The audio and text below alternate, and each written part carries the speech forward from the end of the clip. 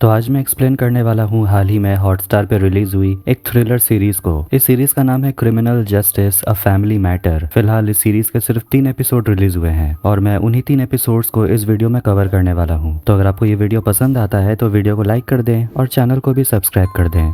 तो कहानी की शुरुआत होती है एडवोकेट माधव मिश्रा को दिखाते हुए, जो कि अपनी पत्नी रत्ना के साथ एक बहुत बड़े लॉ फर्म के मीटिंग के लिए जा रहे होते हैं। रत्ना गाड़ी चला रही थी, लेकिन उनका गाड़ी बहुत पुराना था और वो गाड़ी को काफी उड़ा रही थी। खैर, हम एक औरत को देखते हैं जो कि फिश मार्केट आती है मछली खरीदने। इसके बाद हम मीटिंग में देखते हैं माधव, जो कि क्यूरा सेल नाम के फार्मास्यूटिकल कंपनी के तरफ से लड़ रहा था। दूसरी तरफ है मिस्टर फर्नांडिस और उसके वकील। मिस्टर फर्नांडिस को उस फार्मास्यूटिकल कंपनी के एंटीबायोटिक्स के वजह से लंग्स डिजीज हो गया और उन्हें अब मुआवजा चाहिए। उनके घर में कोई कमाने वाला है नहीं और वो काम करने लायक अब रहे नहीं। माधव मिस्टर फर्नांडिस को समझाता है कि अगर आप कंपनी पर मुकदमा ठोकेंगे तो 5 से 7 साल तो लग ही जाएंगे रिजल्ट आने में। इससे अच्छा यही होगा कि कंपेंसेशन लीजिए और मामला यहीं रफा दफा करिए। अगर कुछ ऊंच नीच हो गई तो कंपनी भी आपके ऊपर मानहानि का केस ठोक सकती है, इसलिए मेरी मानिए ये रकम रख लीजिए। कम से कम आपके परिवार का भविष्य तो सुधर जाएगा। माधव कंपनी के तरफ से उसे 1 करोड़ का चेक दे देता है और मिस्टर फर्नांडिस मान जाते हैं। वहाँ शौर्य नाम का आदमी था जो कि CLU नाम के लॉ फर्म का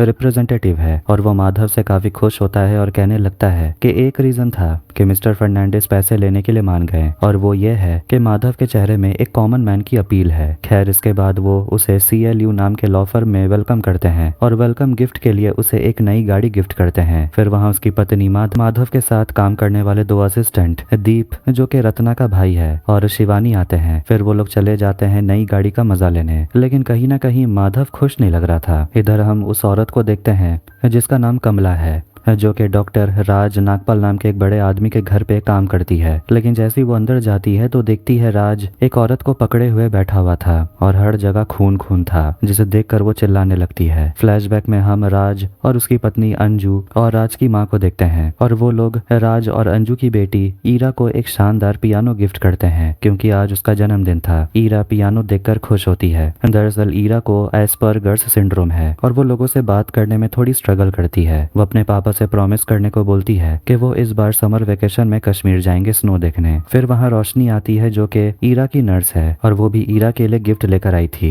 और पियानो देखकर वो भी हैरान थी और अंजू से कहती है ये गिफ्ट बहुत ही शानदार है। अंजू कहती है कि इस गिफ्ट को खरीदने में राज ने भी बहुत मदद की। रोशनी राज को गले लगाती है, उसे किस करती है और ये देखकर अंजू और राज की माँ थोड़े अनकंफर्टेबल फील करते हैं। वेल, ये रिश्ता क्या कहलाता है ये तो बाद में पता चलेगा। ईरा जब पियानो बजा रही थी तो उसे कुछ होने लगता है तो सभी लोग उसे आराम करने को बोलते हैं। रोशनी दवाई देती है और उसे दूध पीने को बोलती है और अंजू चाहती है कि आज ईरा स्कूल ना जाए। ईरा मान जाती है और वो शाम को घर पे पार्टी करना चाहती थी। रोशनी राज से कहती है तैयार हो जाने, क्योंकि आज उन्हें सर्जरी करने भी जाना था। सिल्वर वैली मेडिकल इंस्टीट्यूट में राज एक डॉक्टर है और वो सर्जरी कर रहा था और गलत इक्विपमेंट देने पर वो स्टूडेंट्स को डांटता है और निकाल देता है। सर्जरी हो जाने के बाद राज ईरा के डॉक्टर मिस्त्री से मिलता है और वो रिपोर्ट दिखाते हैं कि ईरा को कैंसर नहीं है, बस उसे लो शुगर है। कैंसर नहीं है ये सुनकर राज और रोशनी राहत की सांस लेते हैं और डॉक्टर मिस्त्री बोलते हैं कि फिलहाल कुछ और टेस्ट करने की जरूरत है, फिर देखेंगे आगे करना क्या है। उनके जाने के बाद रोशनी राज को गले लगाती है और तभी राज को उसकी पत्नी का फोन आ रहा था। राज रोशनी को उसके घर छोड़ता है और आज शाम पार्टी में आने को बोलता है, लेकिन रोशनी कहती है कि मैं पार्टी में नहीं आऊंगी क्योंकि वहाँ तो सिर्फ राज और अंजू के फ्रेंड्स होंगे। मगर राज उसे रिक्वेस्ट करता है और वो चाहता है कि उसके दोस्त रोशनी के दोस्त बने। वो उसे पूछती है क्या तुम मुझसे प्यार करते हो? राज कहता है बिल्कुल और वो चाहता है कि रोशनी उसके साथ रहे।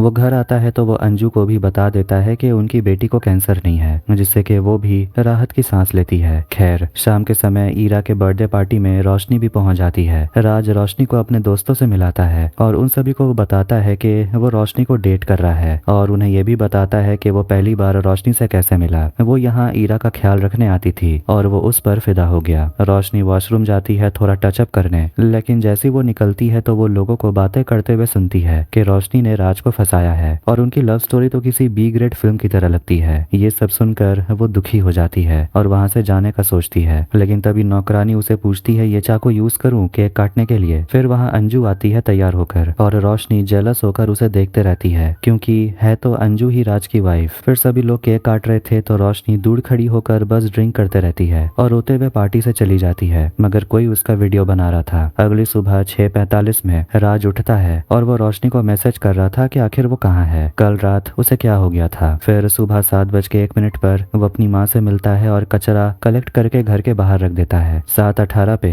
राज जॉगिंग के लिए गया हुआ था। 7:21 में नौकरानी कमला मछली खरीद कर घर आ रही थी और वो जैसे ही पहुंचती है वो भयानक नजारा देखती है कि राज के हाथों में रोशनी मरी हुई थी। अंजू भी आकर देखती है और वो दंग रह जाती है। वो तुरंत पुलिस को कॉल करती है। इसके बाद उस बिल्डिंग में केस को इन्वेस्टिगेट करने के लिए सब इंस्पेक्टर गौरी कर्मकार आती है और वो रवि के साथ अंदर जाती है और उन्हें बताता है कि विक्टिम का नाम रोशनी सलूजा है। घर पे कोई फोर्स एंट्री का निशान नहीं है और ये ईरा की केयरटेकर थी और राज के साथ उसका अफेयर भी चल रहा था और इस बारे में सबको पता था। पुलिस को अंजू ने फोन किया और सबसे पहले घर की नौकरानी कमला ने राज और विक्टिम को देखा। घर का डेकोरेशन देखकर रवि बताता है कि कल ईरा का जन्मदिन था। फिर वो लोग रोशनी के बॉडी को देखते हैं तो उन्हें लगता है कि ब्लीडिंग से डेथ हुई है और स्ट्रगल का तो कोई निशान नहीं है। गौरी को वहाँ कांच का एक टुकड़ा मिलता है और एक बॉटल जिसे वो लोग एविडेंस के लिए रख लेते हैं। उसके बाद वो लोग अंजू से पूछताछ करते हैं और गौरी उसे पूछती है कि क्या सुबह आप घर पे थी। अंजू कहती है हाँ मैं घर पे थी। कमला के चिल्लाने की आवाज सुनकर मैं बाहर आई और मैंने देखा रोशनी मर चुकी थी। गौरी पूछती है क्या कोई ऐसा है जो रोशनी को पसंद नहीं करता था, कोई उसका दुश्मन था। अंजू कहती है रोशनी को तो मैं अच्छे से जानती भी नहीं, राज का तो कोई ऐसा दुश्मन है नहीं। गौरी अंजू से उसके और राज के रिश्ते के बारे में पूछती है तो वो बताती है कि वो और राज सेपरेटेड हैं लेकिन उनका डिवोर्स अभी तक नहीं हुआ। करीब 15 महीनों से वो लोग अलग ही रह रहे हैं और 1 साल से राज और रोशनी एक दूसरे को डेट कर रहे हैं। गौरी जाने लगती है तो अंजू रिक्वेस्ट करती है कि मुझे घर से कुछ लेना है। गौरी कहती है नहीं, वो जगह अब क्राइम सीन है, आप नहीं जा सकती। अंजू रिक्वेस्ट करती है कि मेरी बेटी को एस्पर्गर सिंड्रोम है, ये एक तरह का डेवलपमेंटल डिसऑर्डर है, इसलिए मुझे उसके लिए मेडिसिन रखनी है। गौरी मान जाती है और फिर पुलिस राज को पूछताछ के लिए पुलिस स्टेशन ले जाती है। गौरी रवि से कहती है लगता है मर्डर सीन को किसी ने साफ किया है, मुझे मर्डर वेपन चाहिए, पूरे घर को ढूंढो, जरूरत पड़े तो पूरे बिल्डिंग को सील कर दो, अंजू वाले घर को भी चेक करो। राज को पुलिस स्टेशन लाया जाता है और पहले उसका मेडिकल एग्जामिनेशन होता है और उसके कुछ सैंपल्स लिए जाते हैं। इधर रोशनी के डेड बॉडी से भी सैंपल्स कलेक्ट किए जाते हैं। माधव अपने नए ऑफिस में अपने असिस्टेंट्स के साथ शिफ्ट हो जाता है और तभी उसे अंजू मिलने आती है। कहती है कि पुलिस ने मेरे पति को अरेस्ट कर लिया है मर्डर के आरोप में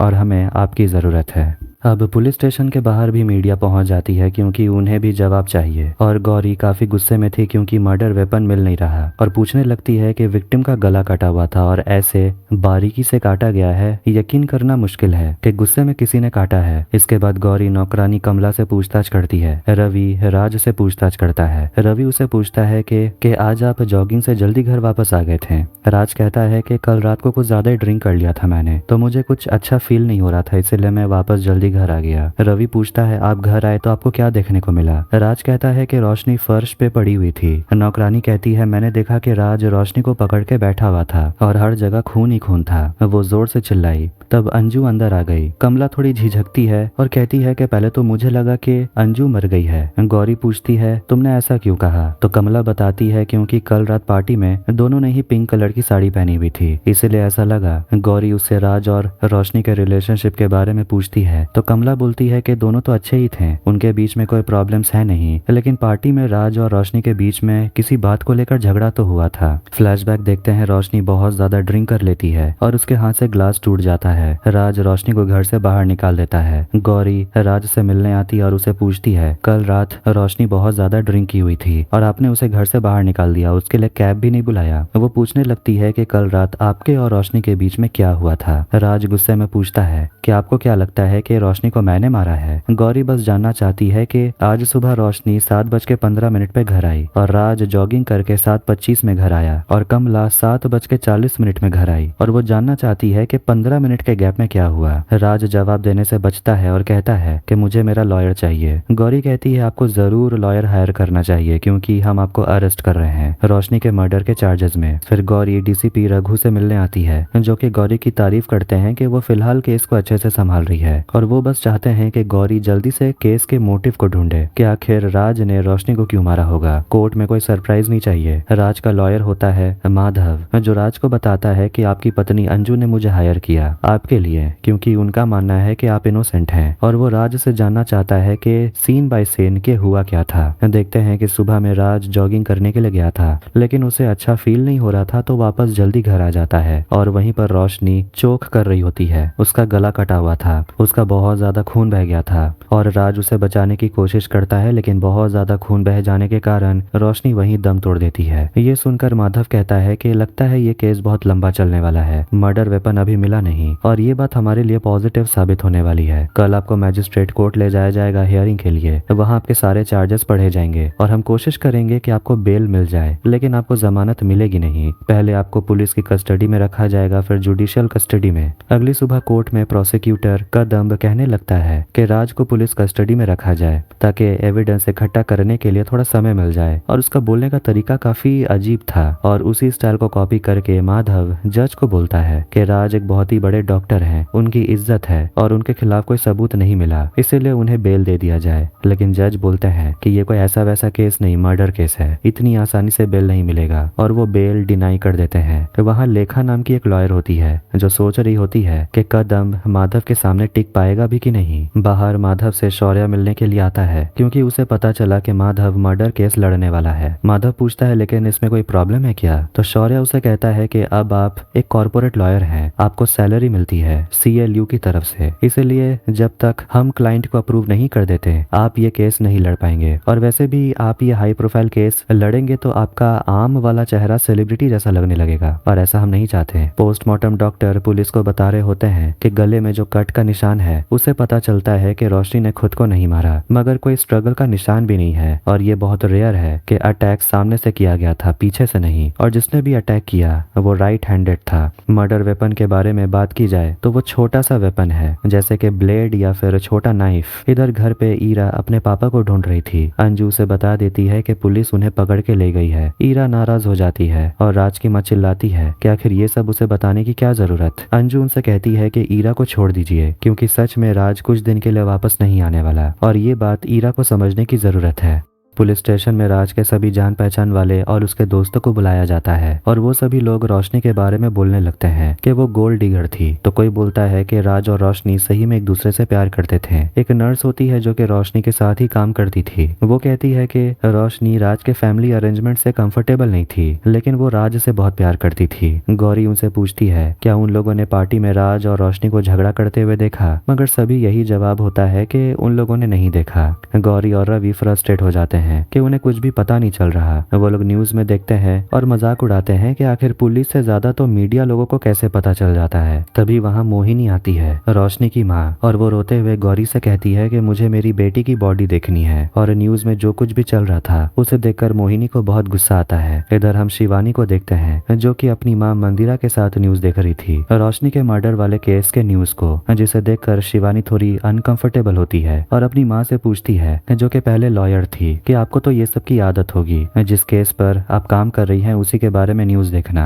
मंदिरा कहती है कि इस सब की आदत कभी नहीं पड़ती, मीडिया हमेशा शॉक देती है। मंदिरा को बैक में प्रॉब्लम है, लेकिन डॉक्टर ने कहा है बस इंतजार करने और अपने आप वो ठीक हो जाएगा, ठीक वैसे जैसे आजकल कोर्ट केसेस का हाल है। मंदिरा इस बात से खुश नहीं है कि उसकी बेटी लंदन से लॉयर की डिग्री हासिल करके माधव की असिस्टेंट बन गई है। शिवानी कहती है मगर माधव थोड़ा अनयूजुअल है, पर वो अपना काम जानते हैं, उन्होंने आज तक कोई केस हारा नहीं है। मोहिनी अपनी बेटी रोशनी के डेड बॉडी को देखकर फूट फूट कर रोने लगती है और गौरी उसे संभालती है। माधव के ऑफिस में सभी लोग केस के बारे में डिस्कस कर रहे थे और एक्टिंग कर रहे थे कि किस तरीके से रोशनी की डेथ हुई। रत्ना जो रोशनी बनी थी वो कुछ ज्यादा ही ओवर एक्टिंग करने लगती है। माधव अपनी पत्नी से कहता है तुम मर चुकी हो, अब चुप बैठो, मगर वो कहती है इस खून से मेरा मांग भर दो। शिवानी सोचने लगती है कि वो कहाँ फंस गई। फिर वो लोग बैठ के बातें करते हैं तो उन्हें लगने लगता है कि राज बहुत ही ज्यादा इजी टारगेट था, इसीलिए उसे फंसाया गया। लेकिन उन्हें किसी ऐसे को ढूंढना है जो रोशनी से नफरत भी करती थी और इस बिल्डिंग में भी रहती थी। और उनका शक जाता है अंजू पर, जो राज की पत्नी है। पुलिस स्टेशन में उन्हें रिपोर्ट से पता चलता है कि उन्हें जो कांच का टुकड़ा मिला उसकी थिकनेस 9 मिलीमीटर है। गौरी कहने लगती है मतलब कि वो कांच का टुकड़ा कहीं बाहर से आया, क्योंकि ड्रिंकिंग ग्लासेस पतले होते हैं। 9 मिलीमीटर कांच तो किसी खिड़की या फिर किसी शो पीस का होता है। फिर वो लोग क्राइम सीन के फोटोज को देखते हैं और उनमें एक शेल्फ नजर आता है जिस पर एक अवार्ड रखा हुआ था। गौरी कहती है हमें मर्डर वेपन मिल गया। वो तुरंत अपार्टमेंट पहुंचते हैं और वहां उन्हें माधव और शिवानी भी मिलते हैं। माधव शिवानी चले जाते हैं अंजू से मिलने और गौरी और रवि आते हैं राज के अपार्टमेंट में। और गौरी दिखाती है कि मर्डर वेपन यहीं रखा हुआ था जो अब गायब है। उस जगह पे एक अवार्ड रखा हुआ था, लेकिन फॉरेंसिक के फोटो में ये नहीं था, मगर सोशल मीडिया वाले फोटो में वो अवार्ड नजर आ रहा है। और जिसे वो लोग छोटा सा ब्लेड समझ रहे थे वो असल में स्कैल्पेल है। खैर, इधर माधव अंजू से मिलता है और पूछता है कि उन्हें माधव के बारे में कैसे पता चला। तो अंजू बताती है कि वो माधव के कुछ केसेस को फॉलो की थी। माधव वहां पर दवाई देखता है तो अंजू कहने लगती है कि उसकी बेटी की हालत आजकल ठीक नहीं रहती। वो माधव से कहती है आप यहाँ पर टाइम वेस्ट कर रहे हैं, ईरा तो कल सुबह सो रही थी, वो कुछ भी नहीं देखी। माधव कहती है ठीक है, लेकिन अच्छा होगा कि पुलिस से पहले हम ईरा से पूछताछ कर लें। अंजू उन दोनों को ईरा के कंडीशन के बारे में बताती है। कहती है उसकी कंडीशन बहुत नाजुक है, थोड़ा ध्यान से। वो सिर्फ माधव को अंदर ले जाती है अपनी बेटी से मिलाने और अपनी बेटी को दवाई देती है। गौरी सोचने लगती है कि आखिर स्कैल्पेल को कहाँ ठिकाने लगाया गया होगा। और ये भी बहुत अजीब है कि पार्टी वाली रात रोशनी और राज का झगड़ा हुआ था और अगली सुबह राज जॉगिंग से जल्दी घर आ गया। तभी वहां गार्बेज ट्रक को वो निकलते हुए देखती है और वो रवि से कहती है उस ट्रक को रोको। वो लोग कचरे वाले मोनू से बात करते हैं और वो कहता है हाँ, वो मर्डर वाले दिन राज के घर से कचरा उठाया था पुलिस के आने से पहले। इधर माधव ईरा से बात करता है, उसे पूछता है कि आप सुबह कितने बजे उठती हैं। ईरा कहती है सुबह 7 बजे। माधव पूछता है तो फिर आप कल सुबह भी 7 बजे उठी होंगी या लेट हो गया था। अंजू कहती है पिछले रात बर्थडे पार्टी थी तो ईरा लेट तक सो रही थी। माधव पूछता है क्या आप उस दिन कोई आवाज सुनी थी बाहर से। ईरा घबराने लगती है और अपना ड्राइंग बुक गिराकर वहां से चली जाती है। और माधव देखता है कि ईरा अपने फैमिली का ड्राइंग बनाई हुई थी और उसमें रोशनी का भी एक ड्राइंग था जिसमें कि उसके आसपास खून था, जिसे देखकर माधव भी हैरान था। इधर पुलिस की पूरी टीम जहां शहर का कचरा फेंका जाता है वहां पहुंच जाती है। फ्लैशबैक देखते हैं, रोशनी ईरा को स्टोरी पढ़ के सुना रही थी। फिर वो अपने घर जाने लगती है तो राज उसे पूछता है स्टोरी काफी इंटरेस्टिंग थी, कौन सी स्टोरी है। तो रोशनी बताने लगती है स्टोरी का मॉरल यही था कि अगर हम सबसे अलग हो जाते हैं इसका मतलब ये नहीं कि हम बिल्कुल अकेले हो गए हैं। फिर वो अंजू के बारे में बात करती है, कहती है कि ईरा हमेशा उसके बारे में पूछती है लेकिन मुझे नहीं पता कि मैं क्या जवाब दूं। राज उसे बोलता है कि मैं और मेरी पत्नी सेपरेट हो चुके हैं, वो अलग घर में रहती है और हम लोग डिवोर्स के बारे में सोच रहे हैं, मगर तुम्हारे आने से माहौल अच्छा हो गया है। अब कहानी प्रेजेंट में आती है और रवि गौरी को कॉल करता है जो कि अपनी बेटी के साथ होती है और उसे बताता है कि उन्हें पता चला है कि नागपाल वाले अपार्टमेंट से जो कचरे का ट्रक निकलता है वो म्यूनिसिपैलिटी का नहीं, एक प्राइवेट कंपनी का है और उस कंपनी का करीब 355 ट्रक है जो इस जगह पे आते हैं कचरा फेंकने, मगर वो लोग ढूंढने की कोशिश कर रहे हैं। अंजू जब सोकर उठती है तो वो देखती है ईरा स्कूल जाने के लिए तैयार हो चुकी थी। कहती है आज मेरा पियानो टेस्ट है। माधव एस्पर्गर्स सिंड्रोम के बारे में ऑनलाइन पढ़ रहा था। फिर वो अपनी पत्नी से बात करता है और रत्ना क्विड प्रो क्यो के बारे में अपने पति से पूछती है कि आखिर ये होता क्या है। तो वो मजाक में कहता है कि इसका मतलब होता है लेना और देना, जैसे कि मैंने तुम्हारा हाथ मांगा और तुमने बदले में अपने भाई दीप का हाथ भी मुझे थमा दिया।